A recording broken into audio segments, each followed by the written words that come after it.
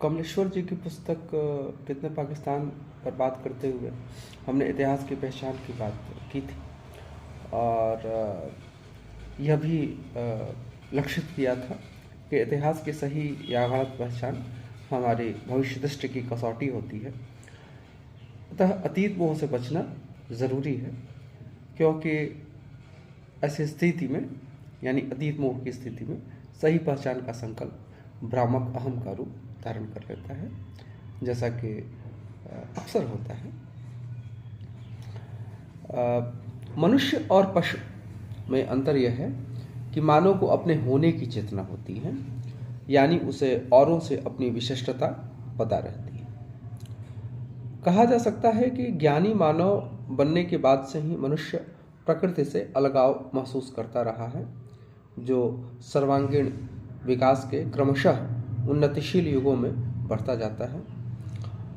इस अंतराल को वह बोध और संवेदना, यानी इसे दूसरे शब्दों में मस्तिष्क और हृदय यह भी कह सकते हैं, के स्तर पर पकड़ने की कोशिश करता है। साहित्य में संवेदना की तथा अन्य अनुशासनों में बोध पक्ष की प्रमुखता होती है। यह ध्यान रहे कि मैं प्रमुखता होती है बोल रहा हूँ, ऐसा नहीं है कि साहित्य में बोध पक्ष होता ही नहीं, तथा अन्य अनुशासनों में जैसे विज्ञान में या जो ह्यूमैनिटीज़ के दूसरे विषय हैं उनमें संवेदना होती ही नहीं, ऐसा नहीं होता। संवेदना तो हर जगह होती है। अपेक्षाकृत कम या अधिक की बात हो रही है।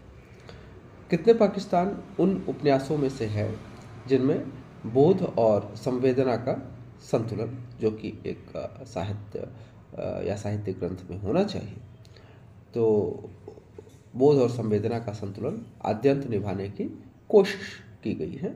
ये कोशिश सामान्यतः सफल ही रहती है। इतिहास के साहचर्य में ही साहित्य का सौंदर्य बोध निर्मित होता है। ये विशेषकर ऐतिहासिक उपन्यासों के लिए सच है। एक जागरूक साहित्यकार हमेशा अपने इतिहास के बोध से जुड़ा रहता है। उसकी यही दृष्टि उसे इतिहास को जड़ वस्तु न समझने देकर प्रक्रियाओं की निरंतरता के रूप में देखने को प्रोत्साहित करती है। दूसरी यह कि इतिहास एक रेखीय नहीं होता, बल्कि भविष्य में भी जागता है और पीछे भी लौटता है, यानी सर्पिल होता है।